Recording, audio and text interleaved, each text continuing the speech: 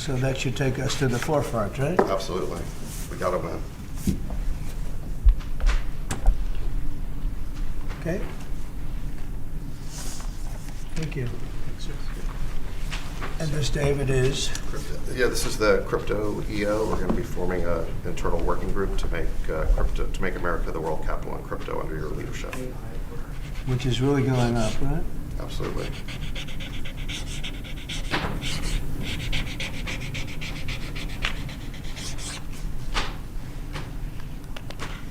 All right, David, that's for you. Thanks, sir.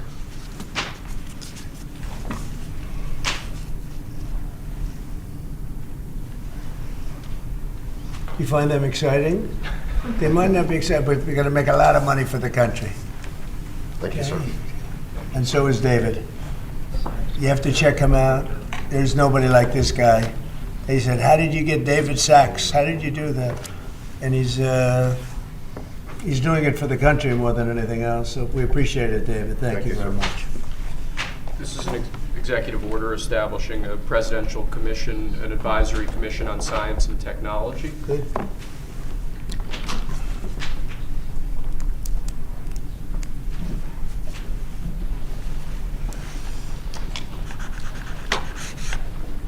Do you want to explain that a little bit?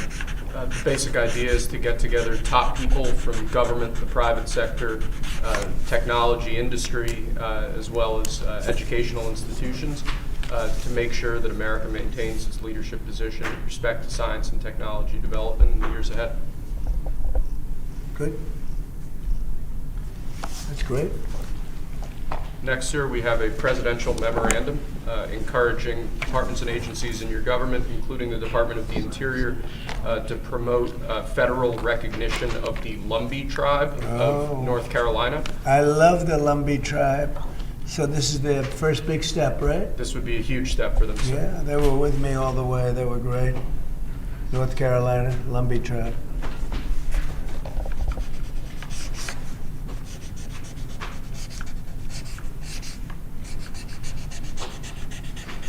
Okay, well, you'll send them a copy of that too? Yes, sir. They were great. Okay, And if you'd like, I could get them that pen, sir, as well. yeah, let's do that. Next, we have a set of pardons for peaceful pro-life protesters who were prosecuted by the Biden administration for exercising their First Amendment rights. Do you know how many? I believe it's 23, sir. 23 people were prosecuted. They should not have been prosecuted. Many of them are elderly people. They should not have been prosecuted. This is a great honor to sign this.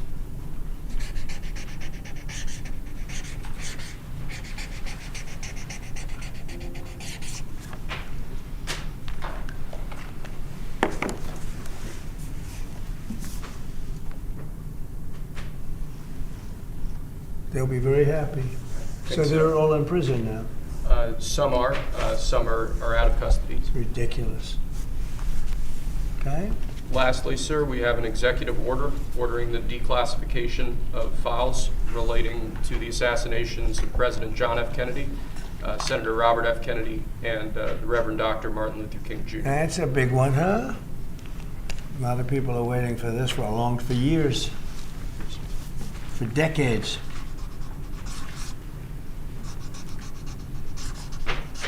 And everything will be revealed. Okay? Give that to RFK Jr. Yes, sir. Okay?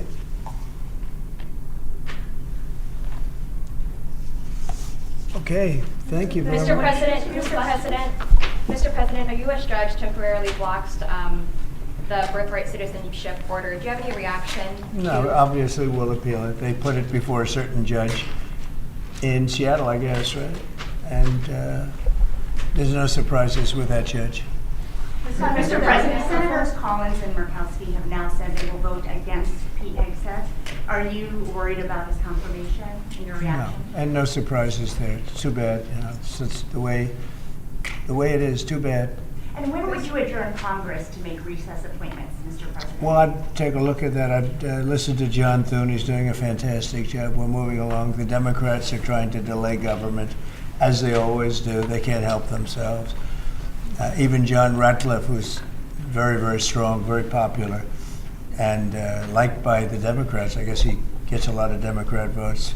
That's taking a long time, and it shouldn't be taking a long time. They're maxing everything out so they can delay everything as much as possible. Sir, Mr. Thune support an effort to use recess appointments if you choose to do that? I'd be willing to use recess appointments. It's up to John. We'll see. John Thune's a great guy, great senator, and knows his stuff inside out and backwards. But I would use recess appointments if he wants to do that. Absolutely. Mr. President, The Democrats are just delaying. They always delay. Mr. President, you spoke with the Saudi Crown Prince yesterday. Who? The Saudi Crown Prince. Yes. How was the call? Great. And It they was said great. $600 billion we can invest. 600. I'll ask him for $1 trillion. You said you're going to ask for $1 trillion. Will Saudi Arabia be the first foreign country you will visit since they invest in that much? Well, if they do that, I would, yeah. I would be glad to do that. I did it, as you know, 4 years ago. We did $450 billion, meaning the money all goes to American companies, and they purchase jets and they purchase computers and everything else. And we did $450 billion, and I guess we're at 650. And I'll see if I can talk him into it. I don't think it is again. You showed great confidence in Steve Witkoff. Why you said that you doubt that the ceasefire in Gaza will hold since you appraised his Well, no, I think he's great, efforts? but it's a very tricky place. It's very tricky. And we'll see. And if something does happen, they will not be happy. Sir, follow up on that one. In terms of Steve Witkoff, are you going to put him in charge of Iran's strategy, and do you want him talking directly with Iran? No, but he's certainly somebody I would use. He's done a fantastic job. He's a great negotiator. He's a very good person, a very popular person. Gets along with people. I have great negotiators. They have no personality whatsoever, and then I have some that do. Steve has a wonderful way about him, and people like him, and even in this case, both sides like him. And he was able to make a deal. That deal would have never been made without Steve. The Biden people couldn't make the deal. They were working on it for 1.5 years. They couldn't make a deal. We got it done prior to the inauguration. We said it has to be before the inauguration. The deal should hold, but if it doesn't hold, there'll be a lot of problems. Related to your AI, EO, just hours after you made that big Stargate announcement, Elon Musk tweeted that they don't actually have the money. Is that true? I don't know if they do, but they're putting up the money. The government's not putting up anything. They're putting up money. They're very rich people, so I hope they do. And Elon doesn't like one of those people, so you're allowed Are to you do that. worried that AI is going to replace many American jobs? No. It's going to create tremendous numbers of jobs. It's going to also create a lot of benefits medically for cancer research and other things. It's going to have a huge positive impact. And, we want to be ahead of China. We're right now way ahead of China.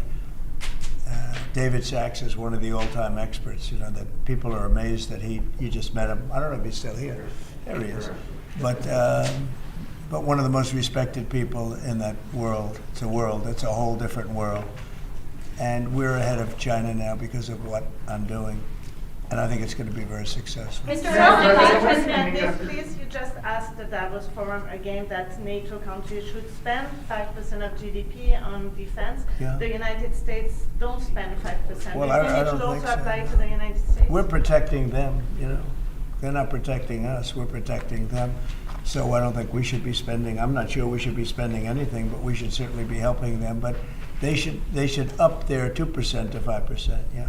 Mr. President, you said earlier during your speech at Davos that you would like to see interest rates come down. How Yeah. much would you like to see them come down? A And lot. will you talk I'd to like to see Powell? them come down a lot, and oil prices will come down. And when oil prices come down, everything's going to be cheaper for the American people and actually for the world, but for the American people. So I'd like to see oil prices come down. And when the energy comes down, that's going to knock out a lot of the inflation. That's going to automatically bring the interest rates down. Are you worried that Mr. there's too much President, going on you at said once? that you would demand Are you the- worried that there's too much going on at once if you're trying to bring interest rates down and get the economy back No, going? it just works that way. It's just economically works that way. When the oil comes down, it'll bring down prices, then you won't have inflation, and then the interest rates will come down. You and said that's all. that you would demand that the interest rates come down. Well, I would put you in, expect I the would put Fed- in a strong statement.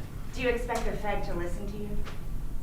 Yeah, Are you going to talk to Powell about this and bringing the rates down? at the right time I would. Sir, do So you there's plan a with any of section- the people you pardoned that were participated in the January 6, 2021 attack? Do you plan to meet with any of them or meet with them at the White House? I don't know, I'm sure that they probably would like to. I did them something important, but what they did is they were protesting a crooked election, and, you know, I mean, people understand that also. And they were treated very badly. Nobody's been treated like that. So I'd be open to it, certainly. I don't know of anything like that, but I think they're going to meet, in some of the congressmen, women, want to meet. But I'd certainly be open to Have you it. spoken to them since you issued pardons? I haven't spoken to any of them yet, but I know they're very happy. Mr. I President, gave them their life back. Their life was taken away from them unnecessarily and unfairly.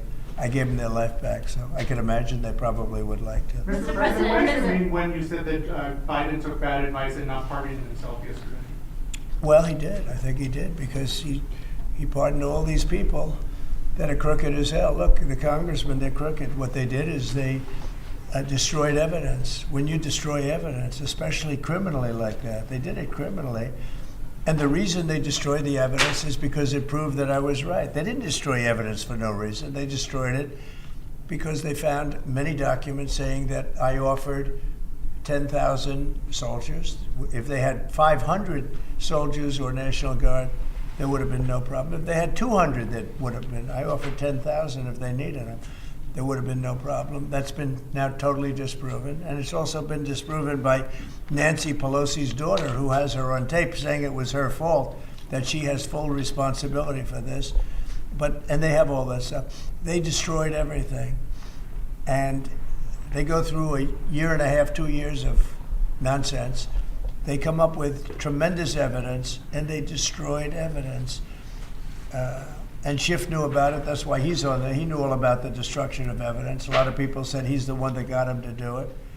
And he's a crooked guy, totally crooked politician. And so he's pardoned, and some other people are pardoned. And these are crooked politicians, every one of them. Benny Johnson, what he did is incredible. I mean, he was the leader of the committee, and he did it. Cheney, crying Adam Kinzinger, all of them. They destroyed evidence and deleted everything. There's nothing. There's no evidence now. They're crooked politicians, and they should be punished. That's even in a civil trial, you go to jail for a thing like that. They destroyed every document, from what I understand, every document, because it proved that I was totally innocent. Do you plan to send up to 10,000 troops to the southern border? sir? Yeah. Oh, southern border? Yes. When the you say border. southern border, when I said 10,000 troops, I was referring to the capital.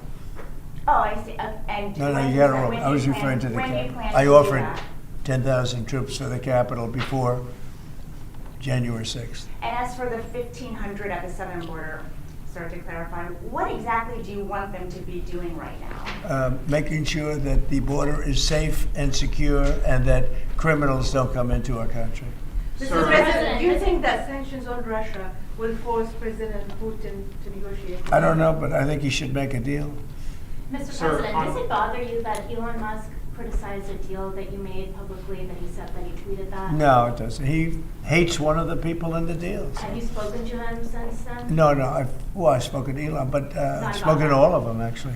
No, the people in the deal are very, very smart people. But Elon, one of the people he happens to hate, but I have certain hatreds of people too. Sir, Mr. on President. China, what do you think Xi Jinping can do on the Ukraine-Russia war? Which one? The Ukraine-Russia war, what can Xi Jinping do about that? China? Yeah. They have a lot of power over Russia. They supply energy to Russia.